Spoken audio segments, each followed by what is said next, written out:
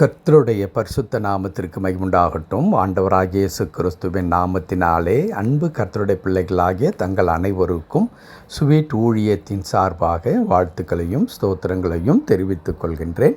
சங்கீதங்களின் புத்தகம் 121 சங்கீதம் வசனங்கள் 1 மற்றும் 2. சங்கீதம் 121 வசனங்கள் 1 மற்றும் 2. எனக்கு ஒத்தாசை வரும் பர்வதங்களுக்கு நேராக என் கண்களை ஏறெடுக்கிறேன். வானத்தையும் பூமியையும் உண்டாக்கின கர்த்தரிடத்திலிருந்து எனக்கு ஒத்தாசை வரும். வானத்தையும் பூமியையும் உண்டாக்கின கர்த்தரிடத்திலிருந்து எனக்கு ஒத்தாசை வரும். அன்பு கடவுளுடைய பிள்ளைகளே, இந்த ஒத்தாசை என்கிற வார்த்தை மிக மிக முக்கியமான ஒரு வார்த்தை. ஒத்தாசை இல்லாமல் இந்த உலகத்தில் நாம் வாழவே முடியாது. ஏனென்றால் இந்த மனித வாழ்க்கை என்பது பலவிதமான தேவைகளினால் நிறைந்த வாழ்க்கையாக இருக்கிறது. நமக்கு அநேக தேவைகள் இருக்கிறது. அது தனிப்பட்ட வாழ்க்கையில் தேவைகள் உண்டு, நம்மை சார்ந்தவர்கள் வாழ்க்கையில் தேவைகள் உண்டு. நம்முடைய தேவைகளை மாத்திரம் நாம் பூர்த்தி செய்து கொள்ளுகிற மக்களாக அல்ல, நம்மை சார்ந்தவர்களுக்கும் நாம் உதவி செய்ய வேண்டியவர்களாக, அவருக்கான கடமைகளை செய்ய வேண்டியவர்களாக இருக்கிறோம். இப்படி ஒரு கூட்டாக இணைந்து வாழ்கிற ஒரு வாழ்க்கை தான் இந்த மனித வாழ்க்கை இந்த பூமியில். அப்படி வாழும் பொழுது ஒருவருக்கு ஒருவர் நாம் ஒத்தாசையாக இருந்து ஒருவருக்கு ஒருவர் உதவி செய்கிறவர்களாக நாம் இருக்கும் பொழுது தான் இந்த உலக வாழ்க்கை என்பது மிகவும் ஆசீர்வாதமாக அல்லது நல்ல முறையில் அது கடந்து செல்ல முடியும். நான் யாரை பற்றியும் கவலைப்பட மாட்டேன்.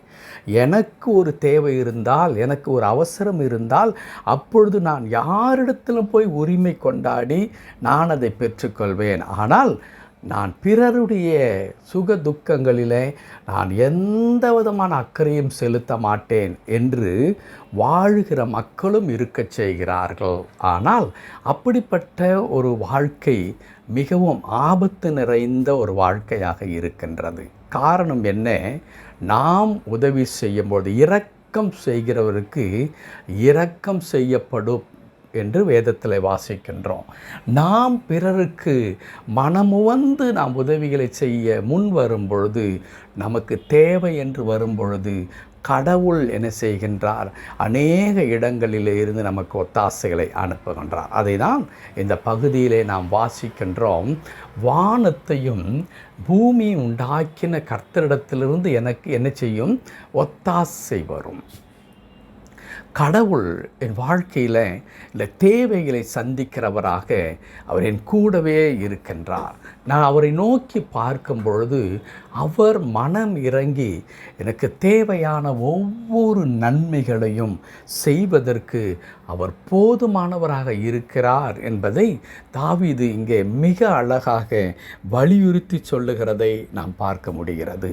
அன்பு கடவுளுடைய பிள்ளைகளே, ஒருவேளை இந்த வசனம் என்பது நாம் மனப்பாடம் பண்ணி இருக்கின்ற எல்லா வசனங்களைப் போல இது மிகவும் விரும்பி மனப்பாடம் செய்கின்ற வசனங்களாக இருந்தால் கூட அதனுடைய ஆழம் என்பது, அதனுடைய அர்த்தம் என்பது எப்படிப்பட்டதாக இருக்கிறது? ஒவ்வொரு நாளும் நாம் நினைவில் கொள்ளக்கூடிய வார்த்தையாக அது இருக்கிறது. ஒவ்வொரு நாளும் நாம் ஒத்தாசை எதிர்பார்த்து தான் நாம் என்ன செய்கின்றோம்?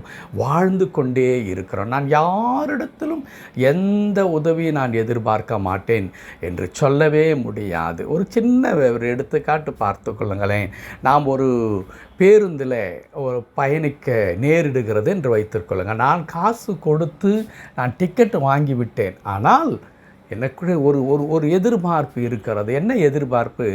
அந்த பேருந்தை ஓட்டுகின்ற அந்த ஓட்டுநர் நான் போக வேண்டிய இடத்திற்கு என்னை சரியாய் கொண்டு போய் விடுவார், சேர்ப்பார் என்கிறதான அந்த எதிர்பார்ப்பு எனக்கு இருக்க செய்கிறது. அவருடைய உதவியின் பெயரில் தான் நான் அந்த பிரயாணத்தை என்ன செய்கின்றேன்? மேற்கொள்ளுகின்றேன். நான் யாரையும் கட்டாயப்படுத்த முடியும். இதோ பாருங்கள், நான் டிக்கெட் வாங்கிவிட்டேன், உங்களுடைய கடமை என்னை எப்படியாகிலும் அங்கே கொண்டு சேர்க்க வேண்டும் என்று நாம் ஒருவரிடத்திலும் நாம் என்ன செய்ய முடியாது? சொல்லவே முடியவே முடியாது. ஆனால் அதே நேரத்தில் நான் உதவி என்று எதிர்பார்க்கும் பொழுது கடவுள் என்ன செய்கின்றார்? அந்த காரியத்தை நமக்கு அனுகூலமாக்கி கொடுக்கின்றார். அது தெரிந்தவர்களாக இருக்கலாம், உறவுகளாக இருக்கலாம், நண்பர்கள் மூலமாக இருக்கலாம், ஏன் தெரியாத இடங்களிலிருந்து கூட கடவுள் நமக்கு உதவிகளை செய்கின்ற ஆண்டவராக இருக்கிறார். ஆகவே தான் தாவீது இங்கே குறிப்பிடுகிறார், வானத்தையும் பூமியை உண்டாக்கின கடவுளிடத்திலிருந்து. அப்படி என்றால் ஒரு காரியத்தை நாம் தவறாய் புரிந்து விடக்கூடாது. எந்த மனிதனுடைய உதவியும் எனக்கு தேவையில்லை என்று. அப்படி அல்ல.